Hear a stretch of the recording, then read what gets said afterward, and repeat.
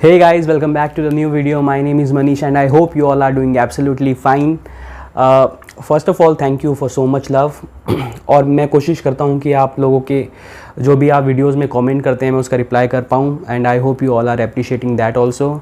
तो आज की वीडियो में हम बात करने वाले हैं, अगर आपने रिसेंटली सुना होगा कि TCS का एट्रिशन रेट जो था वो 17.1% था या 17 to 18 के बीच में फ्लक्चुएट कर रहा था, जो कि देखा जाए तो एक बहुत ही बड़ा नंबर है considering the amount of people that are working with the organisation. तो आज की वीडियो में हम बात करने वाले हैं कि क्या वो मेजर रीजंस है जिसकी वजह से एम्प्लॉय जो है वो एक ऑर्गेनाइजेशन छोड़ता है, और क्या वो मेजर रीजंस है जिसकी वजह से TCS का एट्रिशन रेट इतना ऊपर जा रहा है. तो वीडियो शुरू करने से पहले अगर आपने मेरे चैनल को सब्सक्राइब नहीं किया है तो प्लीज़ इसे सब्सक्राइब कीजिएगा, इस वीडियो को लाइक कीजिएगा, और अगर आपको वीडियो पसंद आती है तो प्लीज़ इसे शेयर कीजिएगा. और हाँ, अगर आप किसी भी रीज़न से रिलेट कर पाते हो कि आपने TCS क्यों छोड़ा और आप छोड़ने वाले हो, तो अगर आप भी किसी भी रीज़न से रिलेट कर पाते हो तो प्लीज़ कमेंट में नीचे लिखिएगा और अपने रीज़न्स भी प्लीज़ नीचे रखिएगा. चलिए वीडियो को शुरू करते हैं. तो आज की वीडियो में मैं अपने फ़ोन का यूज़ करने वाला हूं क्योंकि मैंने नोट्स बना के लिखे हैं, क्योंकि कभी कभार मैं एक इंपॉर्टेंट इन्फॉर्मेशन बताना भूल जाता हूं जो कि मुझे फिर बाद में याद आता है. तो मैंने पहले से अपने नोट्स बना के लिख लिए हैं कि मैं क्या क्या बोलने वाला हूं आज.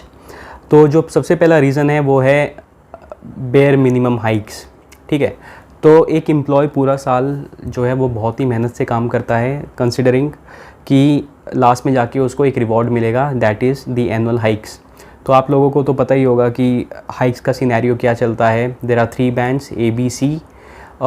A with the most hike, with the most percentage of hike for the year. B moderate hike and the C is the minimum hike that you get based on your performance. तो जो भी आपका performance based होता है, पहली बात तो ज़रूरी नहीं वो परफॉर्मेंस बेस्ड ही हो, वो आपकी जो आपके रिपोर्टिंग मैनेजर के साथ इक्वेशन है उसके ऊपर भी डिपेंड करता है.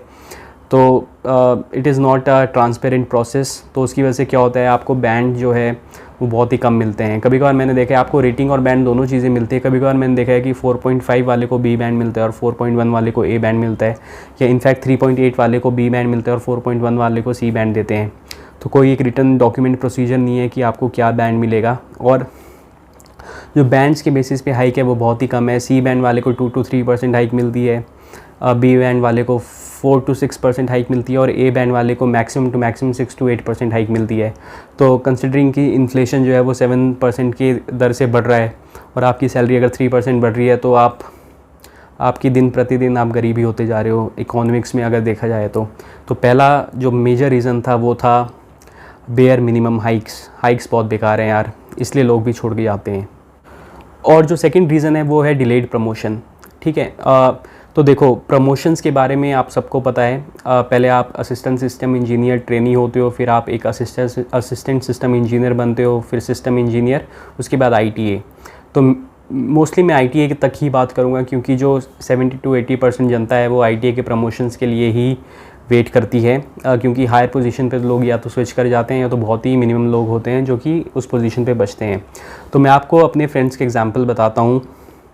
तो मेरे 3 फ्रेंड थे, तीनों अलग अलग लोकेशन में. एक था TCS कोलकाता में, एक था TCS पुणे में, और एक था TCS बैंगलोर में. ठीक है, और दोनों सिस्टम इंजीनियर थे और अपने ITA, तीनों सिस्टम इंजीनियर थे और अपने ITA प्रमोशंस का वेट कर रहे थे. तो जो कोलकाता वाला था उसको अपनी जो पास 3 रेटिंग थी वो मिली थी B, B and A. तो उसका तो टाइमली हाइक हो जाता है, उसका टाइमली प्रमोशन हो जाता है, वो 4 साल के अंदर ITA बन जाता है, जो कि मिनिमम टाइम है आपके ITA प्रमोशन का. और जो मेरा TCS पुणे वाला दोस्त था उसको तीनों बार BBB मिलता है, और आज उसके एक्सपीरियंस को 6 साल होने वाला है. ठीक है, और वो अभी भी ITA प्रमोशन का वेट कर रहा है. जब भी वो अपने मैनेजर से बात करने की कोशिश करता है तो वो बोलता है कि हमने इनिशिएट कर दिया, वो कॉर्पोरेट लेवल पे रुका हुआ है.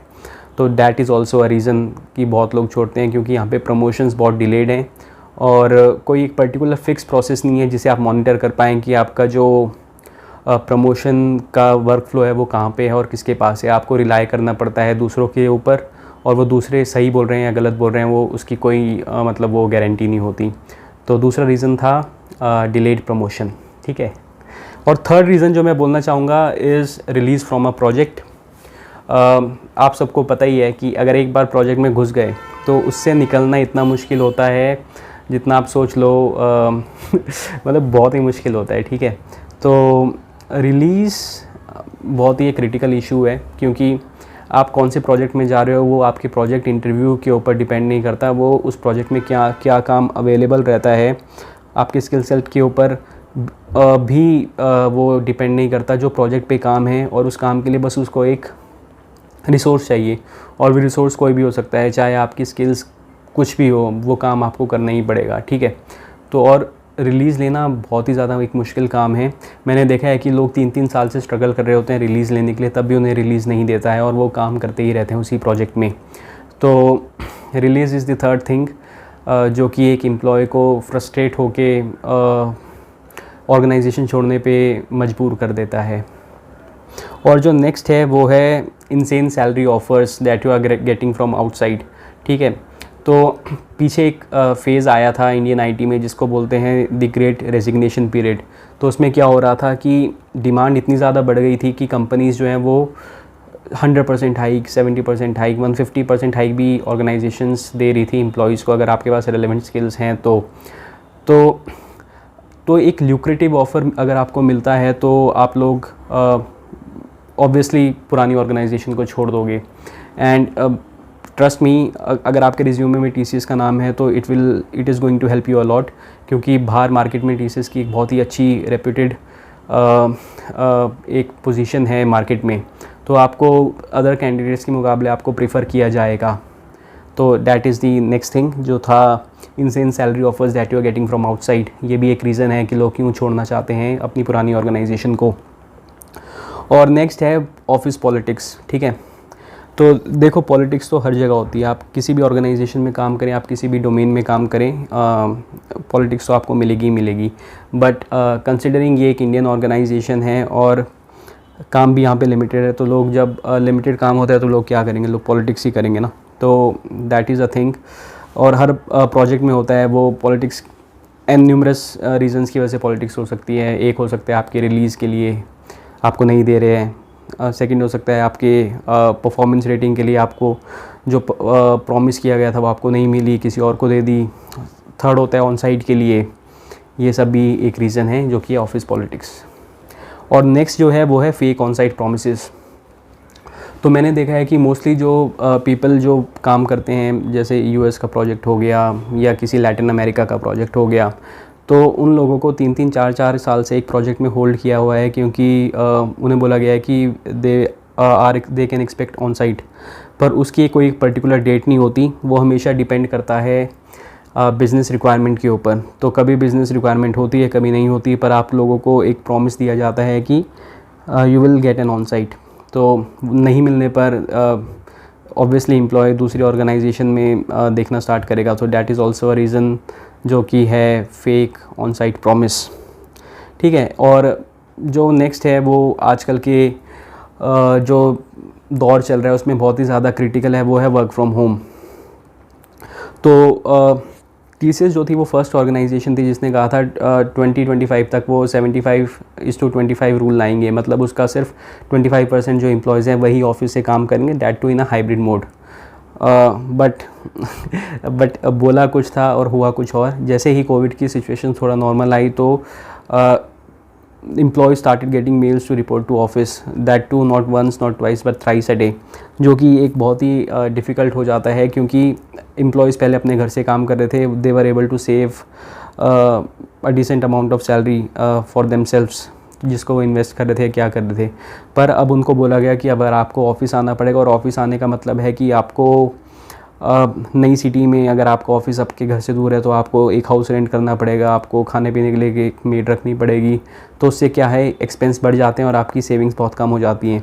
तो देखा गया है कि लोग 2023 में या 2023 के बाद उन्हीं कंपनीज़ में ज़्यादा जॉब करना प्रीफर कर रहे हैं जो कि आपको परमानेंट वर्क फ्रॉम होम दे रही हैं, या एक बहुत ही मतलब आपको महीने में 1-2 बार ही ऑफिस आना है, वैसी पॉलिसीज़ के साथ जो ऑर्गेनाइजेशन काम कर रही हैं, आपको उन्हीं के साथ ही काम करने के लिए लोग ज़्यादा इंटरेस्टेड हैं। और सेकंड है कि रिस्पेक्ट, ठीक है। जो नेक्स्ट रीज़न है वो है रिस्पेक्ट। तो देखो हर एक एम्प्लॉय जो ऑर्गेनाइजेशन में काम करता है वो एक बहुत ही क्रिटिकल एसेट होता है, ठीक है। But there has been some instances जहाँ पे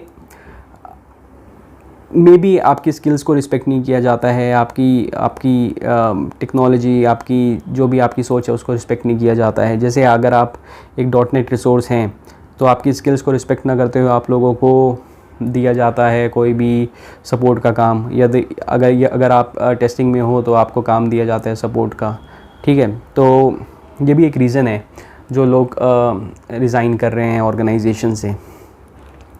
और जो नेक्स्ट रीज़न हो गया वो है ओल्ड टेक्नोलॉजी स्टैक में काम, ठीक है।